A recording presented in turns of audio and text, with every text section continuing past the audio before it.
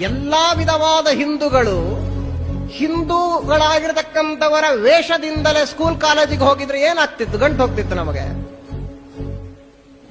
ಧೋತ್ರ ಉಟ್ಕೊಂಡು ಒಂದು ಜುಬ್ಬ ಹಾಕೊಂಡು ಯಾಕ್ರೆ ಹೋಗ್ಬಾರ್ದು ಸ್ಕೂಲಿಗೆ? ಹುಡುಗರು ಜುಟ್ಟು ಬಿಟ್ಕೊಂಡು ಯಾಕೆ ಹೋಗ್ಬಾರ್ದು?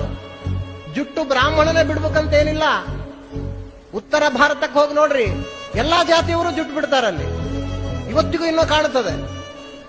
ನಾವು ಹೀಗೆ ಇರೋರಪ್ಪ, ಹೀಗೆ ಸ್ಕೂಲ್ಗೆ ಹೋಗ್ತೀವಿ, ಹೀಗೆ ಕಾಲೇಜಿಗೆ ಹೋಗ್ತೀವಿ, ಹೀಗೆ ಆಫೀಸಿಗೆ ಹೋಗ್ತೀವಿ ಅಂತ ಯಾಕೆ ಮಾಡಬಾರದು ನಾವು?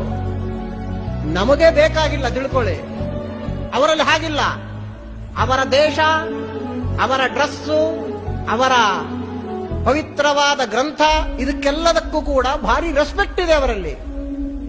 ಪ್ರಾಣ ಬಿಡುತ್ತೇವೆ, ಆದ್ರೆ ನಮ್ಮ ಪರಂಪರೆ ಬಿಡಲ್ಲ ಅಂತಾರೆ ಅವರು. ಎಲ್ಲಾ ಬಿಟ್ಟು ಕೂತಿರತಕ್ಕಂಥವರು ನಾವೇ.